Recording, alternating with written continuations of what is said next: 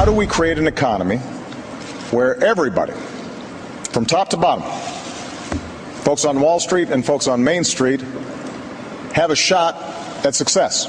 I have to just say, from a very personal level, I'm not about to sit here and indict private equity. It doesn't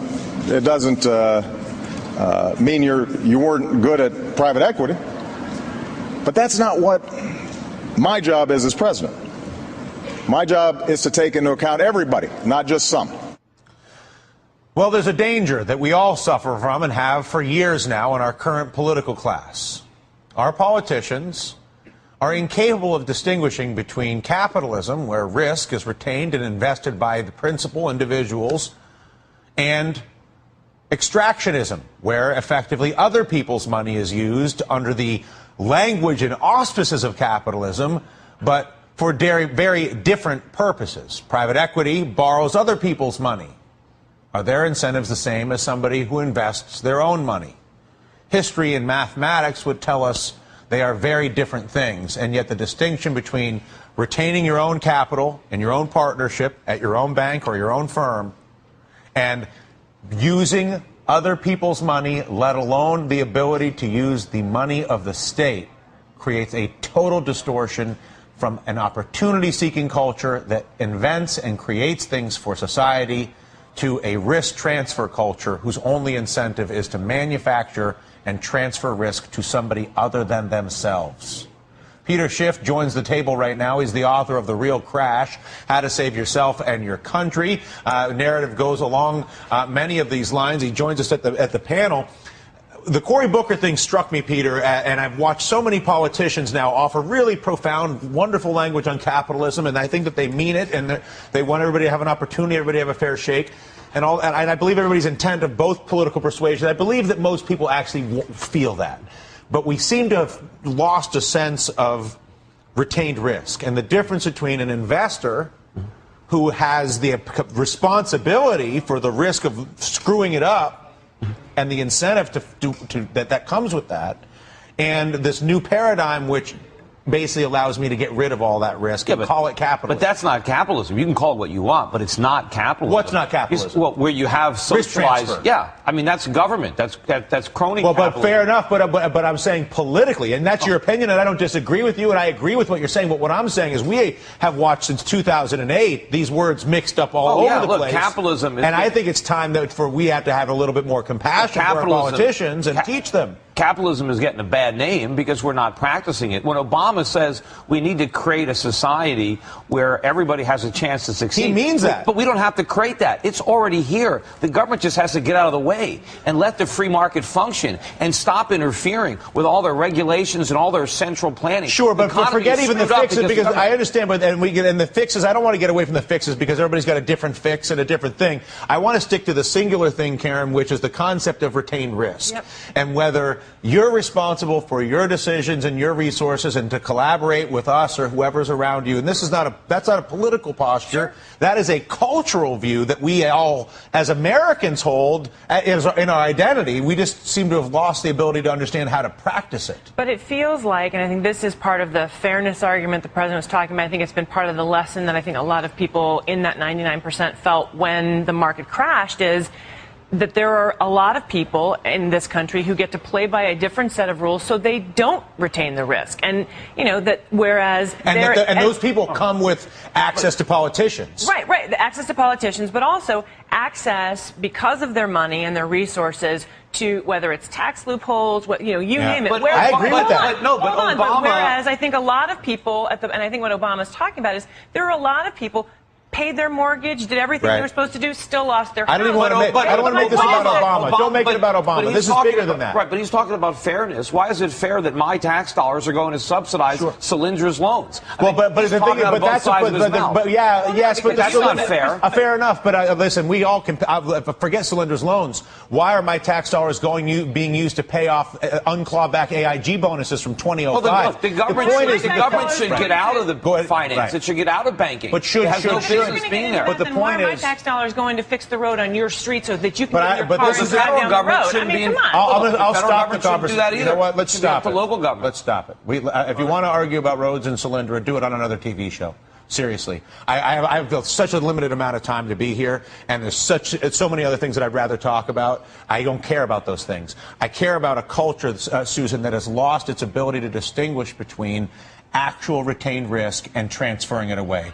And we've got a small group of people that are using their access to the government and the banking system to hide behind the very language that all of us would share, regardless of Solyndra and Rhodes. We all share a culture of retained risk that's been taken from us, and neither political leadership, neither Republicans nor Democrats, have done anything but make it worse. Well, because the politicians get elected by selling that influence. That's how they stay in office. And we've got to take the power away from Washington. We get it. So how is the question we're all trying to... We got to limit the power of government. We got to take away the ability of people in Washington to dole out special favors. You know, we can't have the government subsidizing any industries, guaranteeing any debts, whether it's mortgages, whether it's student loans. The government needs to get out of the economy. That's an aspiration. That is an aspiration. I think that all of us know in principle is understandable, but beyond that, we have to be honest about where we are, which is we currently have no price integrity in any asset in America. And we're on the precipice of collapse. That's where we are. So let's be honest about that and say, okay, once we know where we want to go, which is to this place of integrity, and we're in this place of non-integrity, we can't just do that. It's not like the switching political parties right now is going to change that. It's going to solve that problem. But if you look at it from a place of academia, so we take away the politics, we take away trying to sell a message or this, how do you explain what the solution, maybe not what the solutions are rather, but what is actually happening now? And not that it's just Washington we have to take away, but how do you kind of work towards fixing the problem or even identifying it at this point? Well, we have very deep structural problems underlying our economy because for years, the Federal Reserve has kept interest rates artificially low to stimulate it. So we don't save enough, we don't produce enough, we borrow too much, we spend too much, the government is too big. All this is because we have this cheap money policy coming from the Fed. It's going to come to an end. When this thing collapses, it's going to be awful. And I guess what we're saying is, how do you do it without the collapse? Because this room accepts that premise. You don't have to convince us of that. Yes, okay? We're saying, okay, this thing's going to have a heart attack, and we're saying, can we get in there and do heart bypass surgery before this turkey keels over? Because we know it's screwed up. And how do you sell the heart bypass surgery to a patient that doesn't want to see the doctor? Well, you know, that austerity is getting a bad rap right now, but that's what we need. There's some bitter-tasting medicine that will cure this economy. But we don't want to do that. We want to keep shooting it up with the stimulus Novocaine so we don't feel the pain, but the disease gets worse. Isn't there a third option, which goes to a debt restructuring not at the expense of the poorest, but a debt restructuring at the expense of the banks? Well, the banks, but a lot of people who get checks from government are going to have to get smaller checks, whether they're government employees, government pensioners. But everybody's going to have to share in the sacrifice. Bondholders? Yeah, Jimmy, what are you thinking? Well, I think that it's a lovely ideal and it's lofty. I just think that at the end of the day, either one believes that the government has a role or doesn't. You're saying to me and to the panel and to the nation that you think the government has zero role when it comes to how capitalism functions.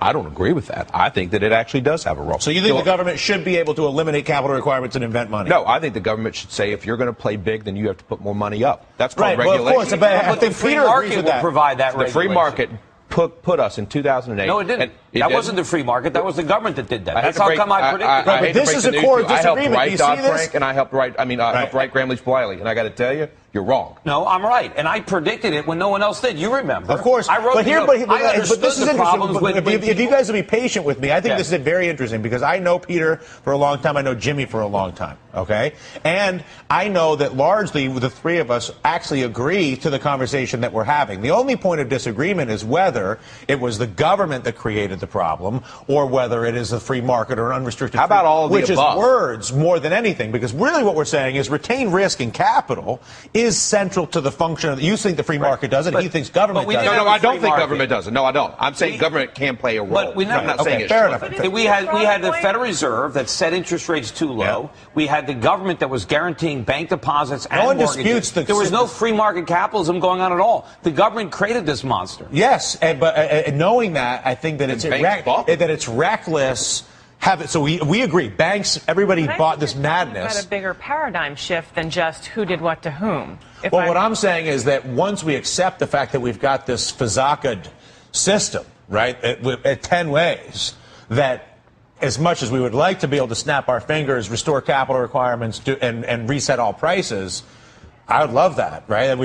That the impact on human life of doing that when in the state of distortion we found ourselves is so violent that we ideally are going to need to find a transition that moves closer to price integrity as a matter of policy, as opposed to an apocalyptic way and the to most get there. important price is interest rates, which have to go up. That is but the no price. one wants to let them I go know. up because the banks will fail and the government will have to default on its obligations. But those are the choices that we face. And at the end of the day, until we acknowledge the real cost of capital, which is mispriced right now, absolutely, then you get these ripples of distortion. And my hope, at least for all of our sake, is that we're able to talk more in that I think we harm ourselves when we get lost in whether it's the government or the free market or the corporations or the government's fault, and that we serve ourselves when we acknowledge what we all need to acknowledge, which is that the integrity of pricing, period, is being corrupted. The government is a huge facilitator with a huge incentive to do that. Federal Reserve is at the basis. I don't dispute what Peter's saying. And at the same time that the markets need to move forward. And I thank you guys for even letting me attempt to referee this madness. Peter, Jimmy, thank you. Susan, Karen, thank you very much.